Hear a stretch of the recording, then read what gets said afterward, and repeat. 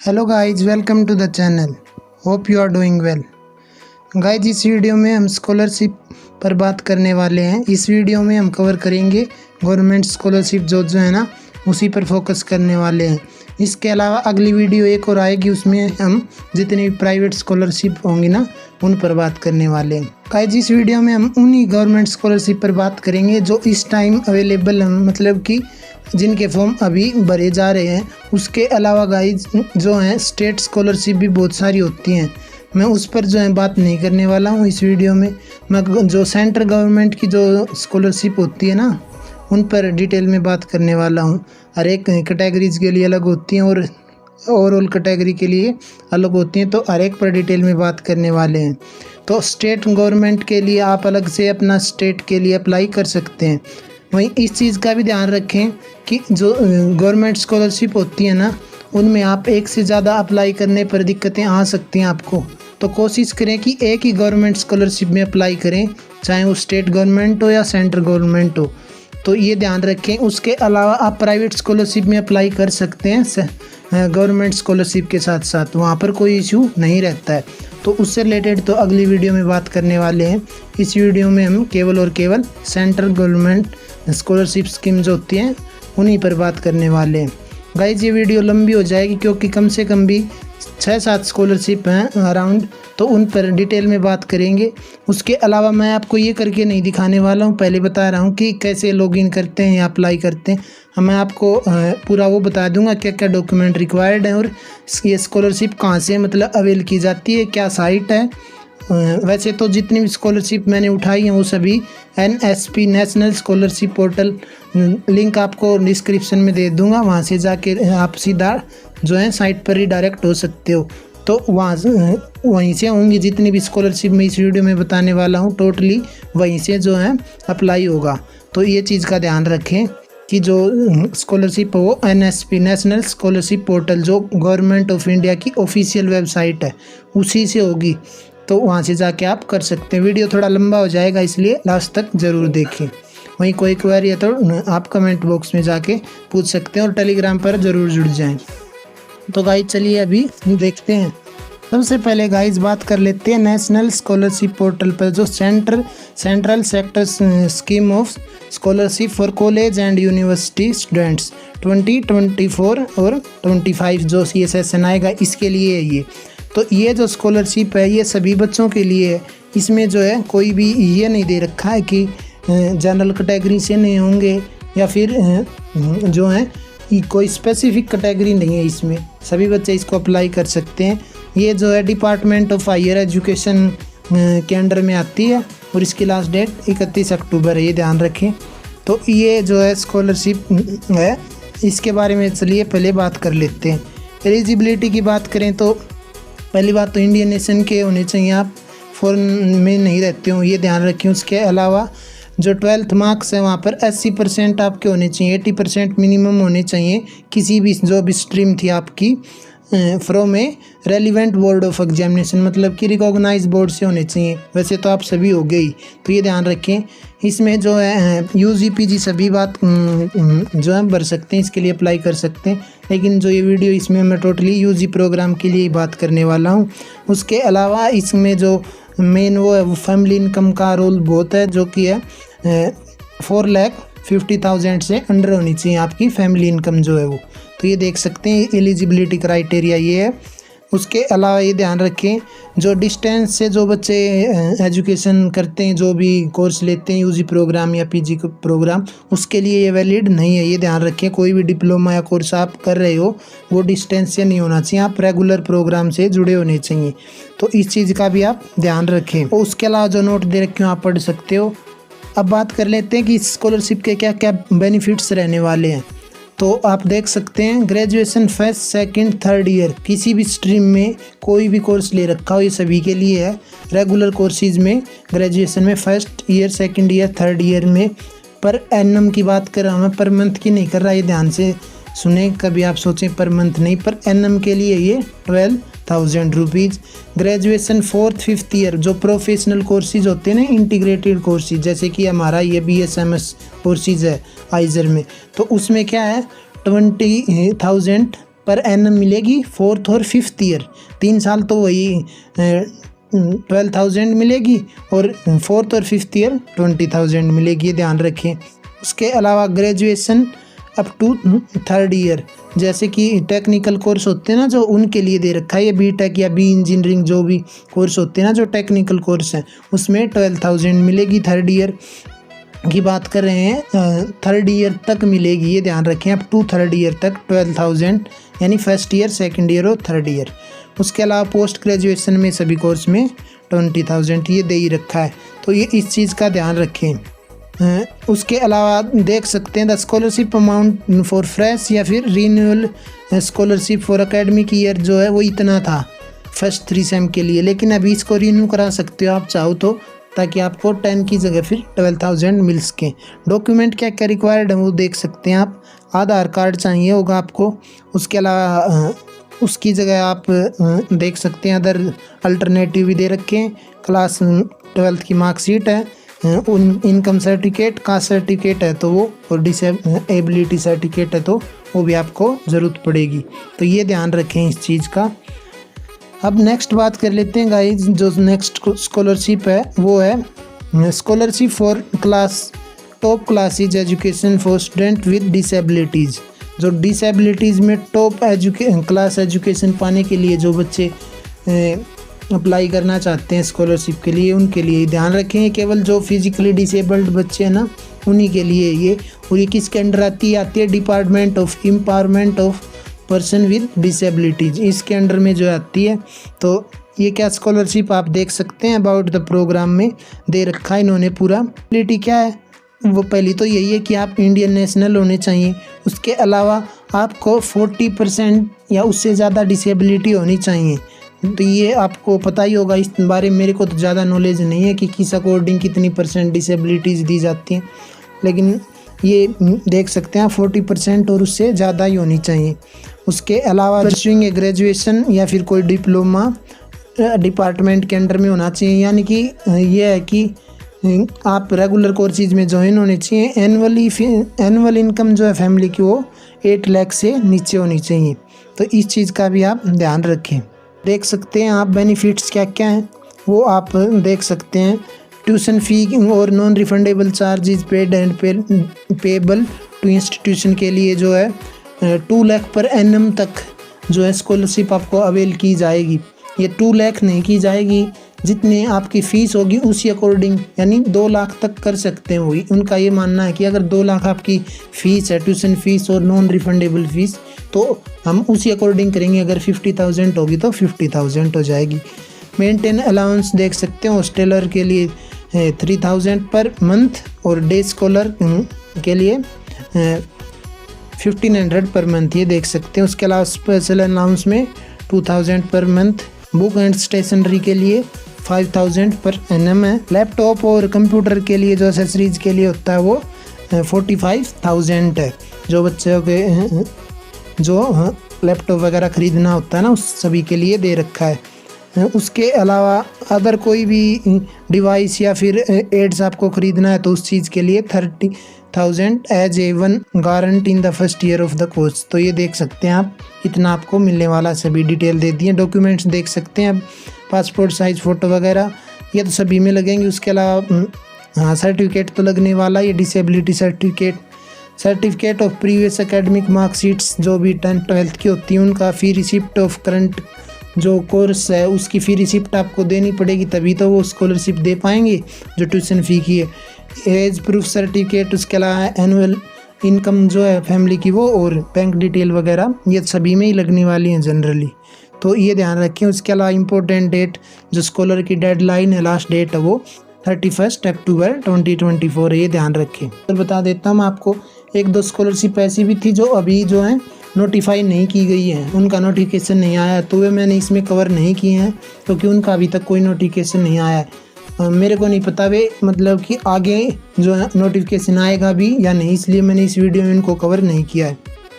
बात कर लेते हैं post matric scholarship for student with disabilities.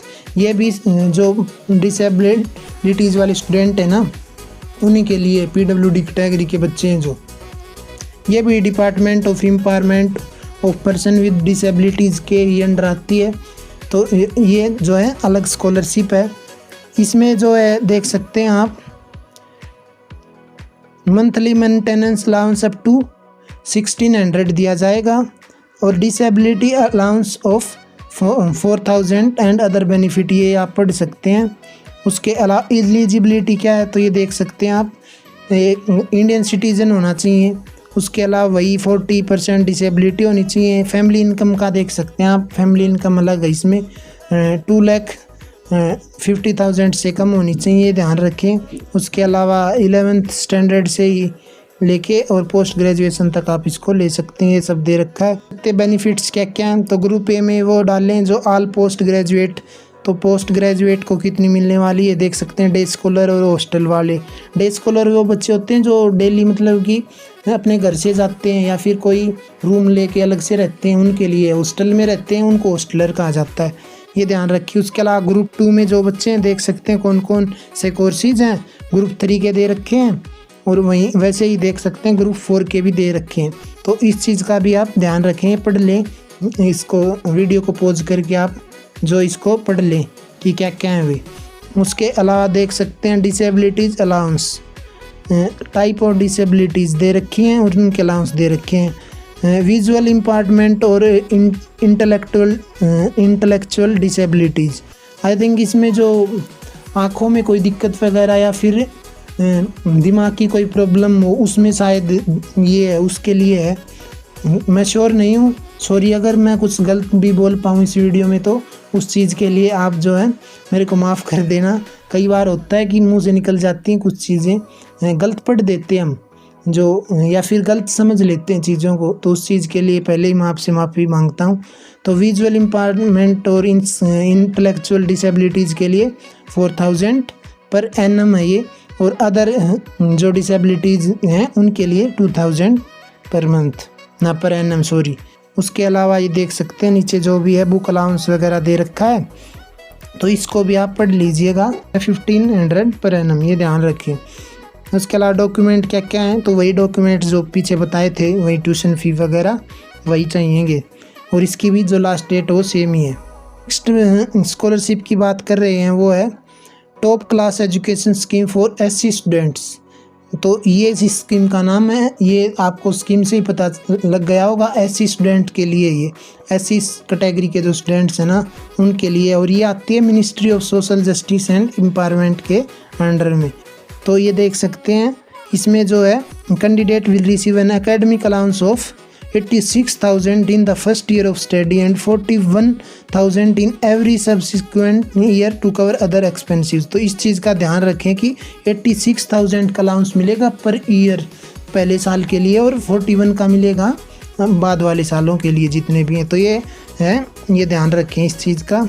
उसके अलावा एलिजिबिलिटी तो पहली तो यही है कि आप एससी कैटेगरी से बिलोंग करते हो और आपने 60% मार्क्स तो एटलीस्ट लिए ही हों क्लास 12th में या उससे ऊपर लिए हों।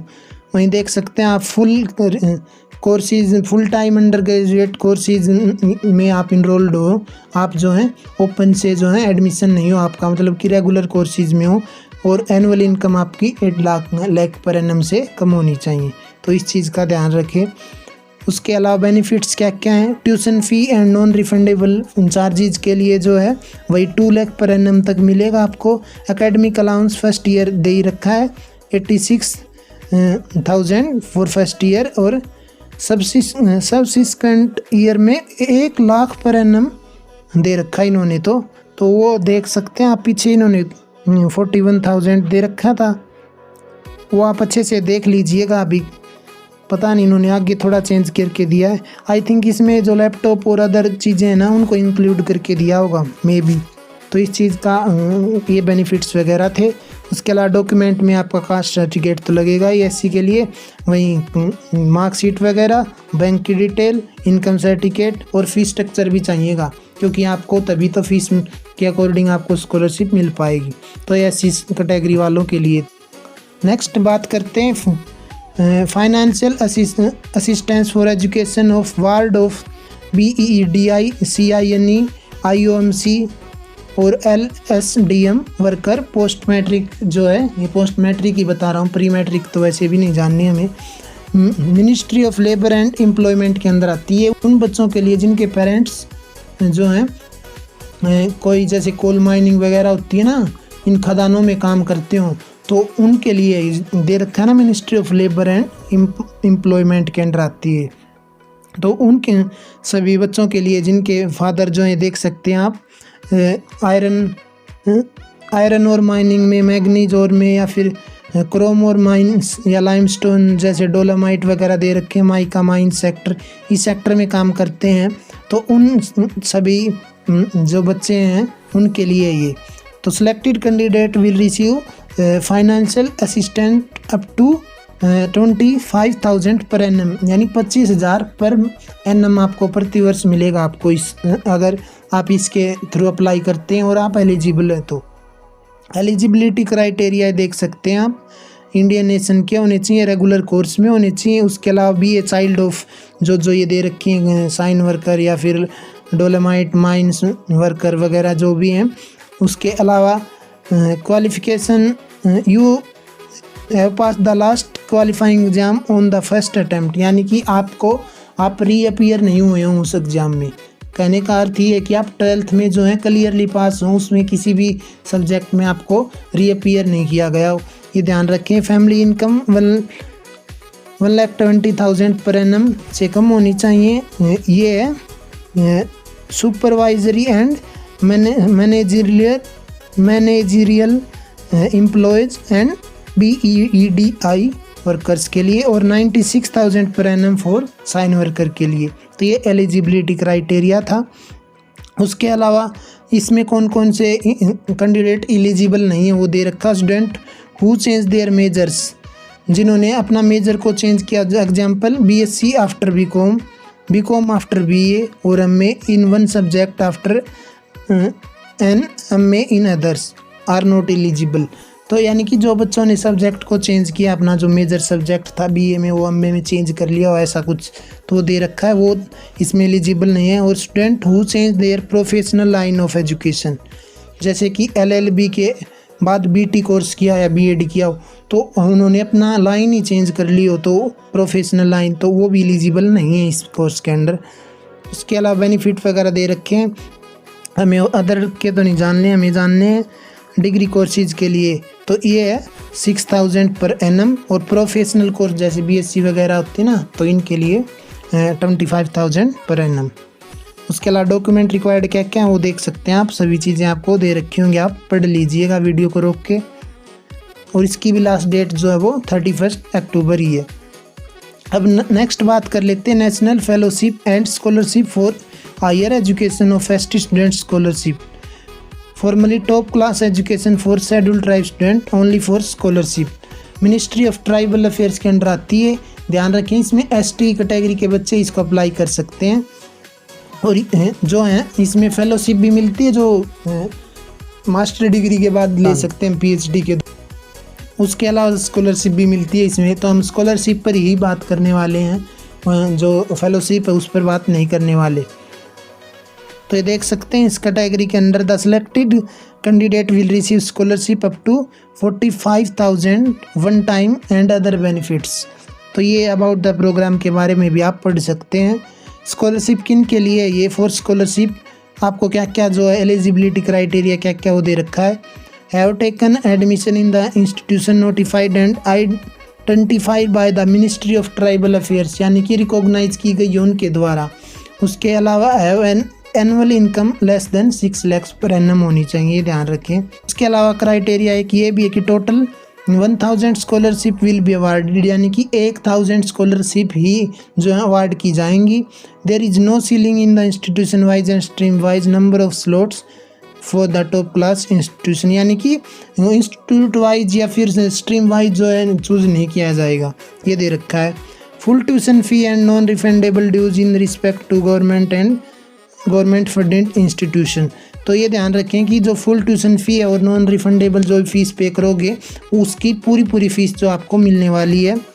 एक नोट डाल के भी दे रखा है कि there will be a ceiling of INR 2.5 lakh per annum per student for private sector institution. तो ये ध्यान रखें कि 2.5 लाख पर एनम तक की वो हो सकती है फॉर प्राइवेट सेक्टर इंस्टीट्यूशन, यानी प्राइवेट उसमें है तो आप प्राइवेट इंस्टीट्यूशन में पढ़ाई कर रहे हैं तो ये दे रखा है। उसके अलावा an amount of INR 2200 per month जो है आपको अवेल की जाएगी। उसके अलावा नोट डाल के दे रखा, the amount will be provided as per actual subject to a maximum ceiling of INR 26,400 per annum. तो इस चीज़ का ध्यान रखें कि सब्जेक्ट के हिसाब से भी जो है चेंज इसमें वेरी कर सकते हैं, जो कि 26,400 तक जा सकती है पर एनम में। उसके अलावा an amount of INR 45,000 will be given as one time assistant for computer and accessories के लिए जो आपको 45,000 वन टाइम पे किया जाएगा अगर आपको चाहिए तो। उसके अलावा डॉक्यूमेंट रिक्वायर्ड क्या क्या वो देख सकते हैं। सबसे पहले तो ST कैटेगरी का आपके पास सर्टिफिकेट होना ही चाहिए। उसके अलावा बोनाफाइड सर्टिफिकेट, ये मेजरली लगता है बोनाफाइड सर्टिफिकेट आपको अपने इंस्टीट्यूशन से ही जाके वहाँ से बनवा के देना होता है जिस इंस्टीट्यूट में आप पढ़ते हैं। फिर रिसिप्ट क्या होगी, जो आपके कोर्स की जो फ़ी है उसकी रिसिप्ट वगैरह। उसके अलावा बाकी डॉक्यूमेंट आप देख सकते हैं और इसकी भी लास्ट डेट जो वो 31 अक्टूबर ही है, ये ध्यान रखें। नेक्स्ट बात कर लेते हैं NEC merit scholarship for NER region, north eastern counselling NEC DoNER. इसके अंडर में जो आती है ये केवल और केवल उन्हीं बच्चों के लिए जो नॉर्थ ईस्ट स्टेट्स में रहते हैं। तो ये ध्यान रखें कि उन्हीं बच्चों के लिए ये केवल और केवल। तो इनमें जो selected candidate will receive up to 30,000 per annum तक आपको स्कॉलरशिप प्रोवाइड की जा सकती है। एलिजिबिलिटी क्या है तो ये देख सकते हैं आप। एलिजिबिलिटी के लिए सबसे पहले इंडियन नेशन होने चाहिए, परमानेंट रेजिडेंट होना चाहिए, वहीं आप जो है फॉलोइंग स्टेट्स के ही होने चाहिए। तो ये मेजर वो था। उसके अलावा 60% मार्क्स आपके होने चाहिए और जो है 8 लाख पर एनम से कम आपकी जो फैमिली इनकम होनी चाहिए। और उसके अलावा डिग्री आपको दे ही रखी है, कौन कौन सी डिग्री में इनरोल्ड होने चाहिए आप। डिप्लोमा लेवल कोर्सेज के लिए जो है बेनिफिट्स दे रखे हैं 20,000 पर एनम, डिग्री के लिए 22,000 पर एनम है। तो ये ध्यान रखें कितने बेनिफिट हैं। उसके अलावा डॉक्यूमेंट वगैरह ये आप पढ़ सकते हैं, तो ये देख लीजिएगा एक बार। नेक्स्ट बात कर लेते हैं prime minister scholarship scheme for central armed police forces and Assam rifle. तो ये जो स्कॉलरशिप का नाम है ये आती है WARB, ministry of home affairs के अंडर में आती है। तो इस स्कीम के अंडर क्या क्या बेनिफिट है और एलिजिबिलिटी है वो ध्यान रखें। तो इस स्कीम के अंडर जो है a total of 2,000 new scholarship distribute की जाएंगी, जिसमें से इक्वली डिस्ट्रीब्यूट की जाएंगी 50-50%, 1,000 male and 1,000 female. All selected candidate will receive financial assistant up to 3,000 per month का है, यानी कि 36,000 पर ईयर तक आपको मिल सकता है। तो इसमें एलिजिबिलिटी क्या है कि BA वार्ड डिपेंडेंट चाइल्ड जिसे कहते हैं हम, ward of CAPF and AR personnel serving retired और decided who died in harness election duty due to service वगैरह जो ये दे रखी हैं कि जो CAPF या AR पर्सनल्स थे, जो जवान थे, वो इन कारणों से जो है शहीद हो गए हों अपनी ड्यूटी के दौरान या फिर किसी सर्विस के टाइम, जो है उन सभी जवान जो थे हमारे उनके बच्चों के लिए अवेल की जाती है। तो ये दे रखा है एलिजिबिलिटी के लिए।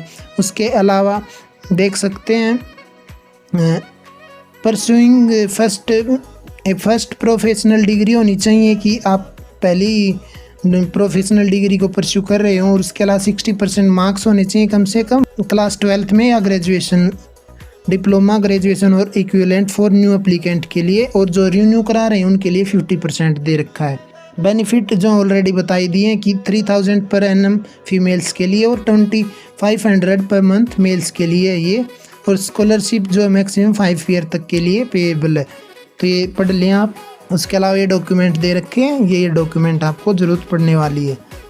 उसके अलावा इंपॉर्टेंट डेट क्या है वो देख सकते हैं आप, टोटली इनके ऊपर दे रखी है। नेक्स्ट बात कर लेते हैं, इसी मिनिस्ट्री के अंडर आता है prime minister scholarship scheme for ward of state and UT police personnel martyr during terror या नक्सल अटैक, जो नक्सलवादी अटैक के दौरान शहीद हुए ना, उनके बच्चों के लिए सेम स्कॉलरशिप है ये पुलिस पर्सोनल के लिए, वो CAPF और AR वालों के लिए, पर्सनल वाले बच्चों के लिए थी। तो सेम वैसे का वैसा, तो ये एक बार पढ़ लें आप।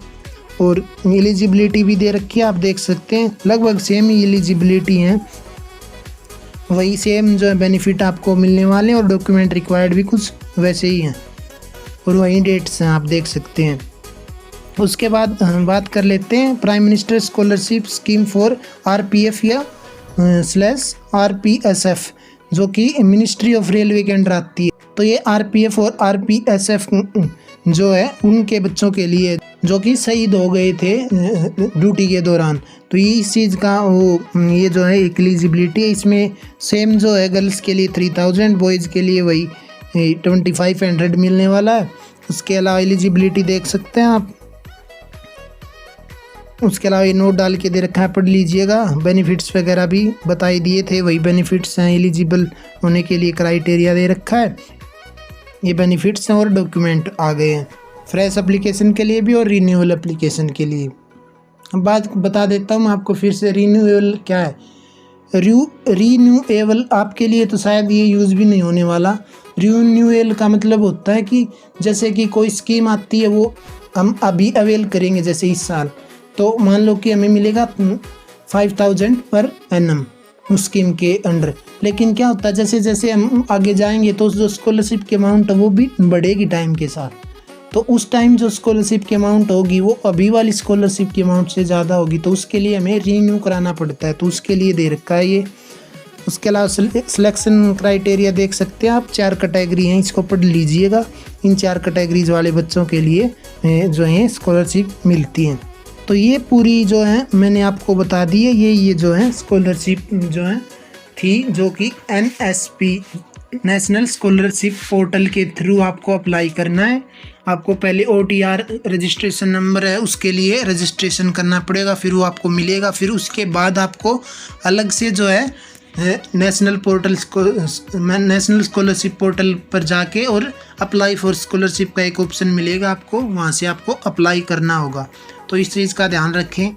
जनरली जो डेट्स थी वो थी 31 अक्टूबर ही थी, मेनली जो डेट्स थी ना वो 31 अक्टूबर ही थी। तो आप जो है 31 अक्टूबर तक इसको जमा करा मतलब कि अप्लाई कर दे। उसके अलावा गाइड जो हैं ये अभी तो नहीं होने वाली हैं, स्पेशल आइजर वाले बच्चों के लिए, या फिर जो बच्चे जा चुके हैं ऑलरेडी आइजर में, उनको तो ये मिल जाए। क्योंकि क्या होता है, आपको इसमें रोल नंबर वगैरह मांगते हैं, जो आप अपने आइजर का होगा वो रोल नंबर आपको देना पड़ेगा। तो उसके लिए जो है आपको आपका रजिस्ट्रेशन हो जाएगा और वहाँ पर एडमिशन हो जाएगा, तभी मिलेगा वो आपको। तो कुछ दिन वेट कर सकते हो, जैसे ही आप आइजर में आपका एडमिशन हो जाए उसके बाद जो आप इसके लिए अप्लाई कर देना। वैसे लास्ट डेट 31 अक्टूबर है, तब तक तो सभी के एडमिशन अच्छे से हो चुके होंगे। वीडियो लंबी हो गई है बहुत ज़्यादा, आई नो, लेकिन ये स्कॉलरशिप थी। अगली वीडियो में लाएंगे गवर्नमेंट स्कॉलरशिप। कोई डाउट है तो कमेंट बॉक्स में बता देना, वहीं मेल कर सकते हो, टेलीग्राम पर भी डाउट पूछ सकते हो। वीडियो को और लंबी नहीं खींचने वाले हैं, तो नेक्स्ट वीडियो में मिलते हैं, और जो भी अपडेट आएगी आपको बताता रहूँगा। तब तक के लिए stay safe and thanks for watching the video.